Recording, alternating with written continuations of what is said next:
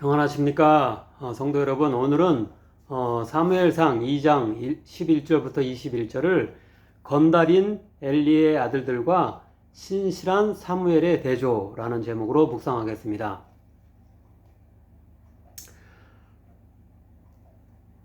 본문이 시작되는 2장 11절에서 2장 마지막인 36절까지는 엘리 제사장의 아들이며 레이지파 가문의 후손으로서 제사장의 직분을 혈통적으로 세습받은 홈니와 비느하스는 악행을 저지르고 몰락해가는 반면에 1장 1절의 말씀대로 에브라임 지파의 후손이었던 엘가나의 그 아들로서 혈통이 아니라 다만 어머니 한나의 나시딘의 서원을 통해 하나님의 성소에서 섬기도록 아무런 미래의 보장 없이 단지 사심없는 신앙의 헌신으로 맡겨진 사무엘은 신실한 하나님의 종으로 성장하는 이야기를 담고 있습니다. 더 나아가 3장은 사무엘이 마침내는 엘리 제사장까지 뛰어넘는 신앙의 지도자로 우뚝 서는 모습을 묘사하고 있습니다. 이제 본문을 차례로 따라가며 엘리의 아들들과 사무엘이 어떻게 대비되고 있는지 살펴보도록 하겠습니다. 첫째로 맨 앞절인 11절은 엘리 제사장에게 맡겨진 아이 사무엘이 여호와 하나님을 어렸을 때부터 잘 섬겼음을 이야기합니다. 엘가나는 라마의 자기 집으로 돌아가고 그 아이는 제사장 엘리 앞에서 여호와를 섬기니라. 1장을 보면 어머니의 젖을 뗀 직후 실로에 있는 하나님의 집 그 성소에 사무엘을 맡겼다고 했는데요. 가톨릭 성경에 나오는 마카베오 하서 7장 27절을 보면 보통 고대 이스라엘에서는 3년 동안 젖을 먹였던 것으로 여길 수 있습니다. 따라서 우리 나이로 사무엘은 약 4세에서 5세 되었을 때 어머니의 품을 떠나 성소에서 지내며 제사장 엘리에게 교육받은 것으로 여겨집니다. 흔히 부모를 떠나 있으면 제대로 성장하기가 어렵다고 하는데요. 사무엘은 제사장 엘리의 훈육을 잘 받아들여 훌륭한 신앙인으로 성장했음을 이 11절이 요약하면서 먼저 지적하고 있는 것입니다. 그 아이는 제사장 엘리 앞에서 여호와를 섬기니라 라고 이렇게 오늘 본문의 맨 앞절에서 말씀하고 있습니다. 반면 둘째 단락이라고 할 수 있는 12절부터 17절을 보면 엘리의 아들들은 엘리 제사장이 자신들의 아버지였으며 바로 그 아버지와 함께 지내며 양육받았고 그 자신들 역시 제사장의 직분을 이미 감당하고 있었음에도 불구하고 몹쓸 악행들을 저지르고 있습니다. 먼저 1절은 엘리의 아들들은 행실이 나빠 여호와를 알지 못하더라라고 이렇게 이야기합니다. 이어지는 9절에서 그들의 구체적 악행이 나오는데요. 첫째로 13절부터 14절을 보면 그들은 자신들의 종을 시켜서 재물을 함부로 강탈하는 행위를 했습니다. 아마도 자신들의 아버지 엘리가 대제사장이고 자신들도 그를 이어 대제사장이 될 후계자의 신분에 있었으므로 이런 무도한 일을 저질렀을 것입니다.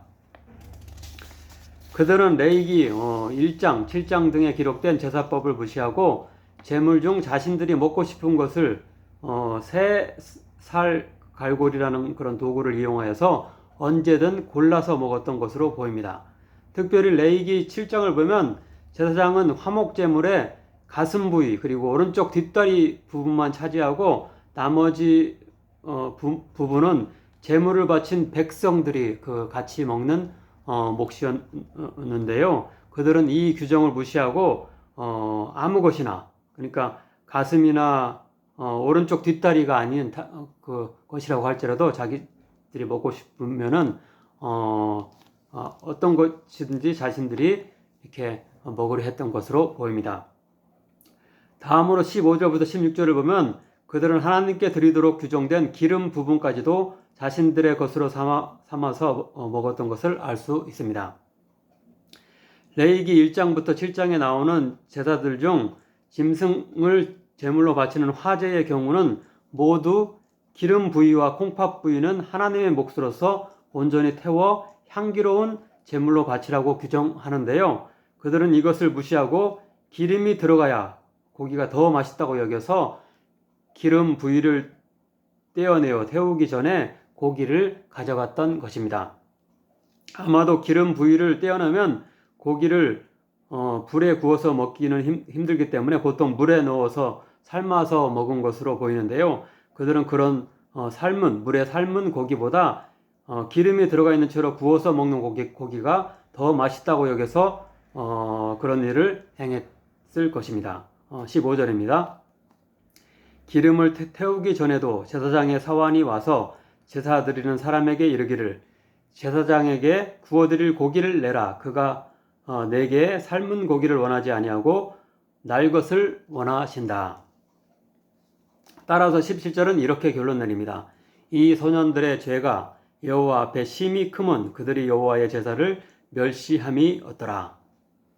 12절은 제사장인 그들이 여호와를 알지 못한다고 이렇게 제사장인데도 불구하고 여호와를 아예 알지 못한다고 그렇게 표현하고 있는데요.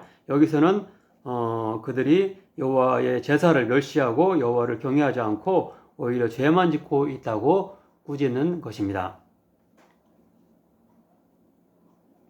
세 번째 단락인 18절부터 21절은 엘리의 아들들과 대조적으로 부모님의 곁을 떠나 있고 레위 지파의 후손도 아니기 때문에 제사장이 될 수 있는 아무런 보장도 없던 사무엘은 반듯하게 자라고 하나님을 어렸을 때부터 잘 섬겼다고 말씀합니다.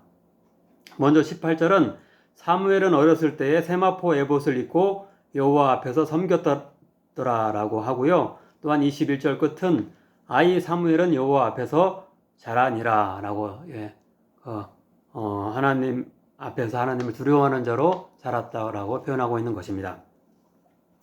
또한 19절에서 21절 앞부분까지는 비록 사무엘의 부모님이 사무엘 곁에 있진 않았지만 최선을 다해서 그에게 사랑을 쏟았으며 결국 하나님의 축복을 받았다고 말씀합니다.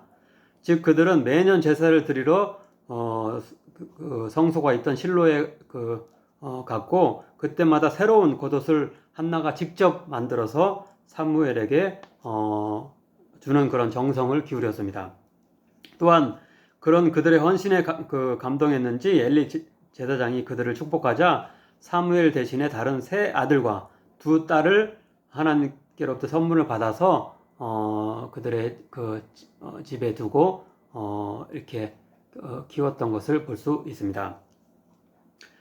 아무쪼록 우리의 자녀들도 사무엘처럼 성장하기를 간절히 바랍니다. 어렸을 때부터 하나님을 경외하며 사무엘이 엘리를 공경하고 잘 그에게 순종했던 것처럼 우리 자녀들도 우리 선생님을 공경하고 바르게 자라나길 바랍니다. 우리 부모들도 엘가나와 한나와 같이 세상적으로는 최고의 지원을 해주고 환경을 마련해 주진 못하더라도 신실한 신앙의 모범이 우리 자녀들에게 되어서 최고의 모범이 되고 그리고 최고의 사랑을 우리의 자녀들에게 쏟을 수 있기를 바랍니다.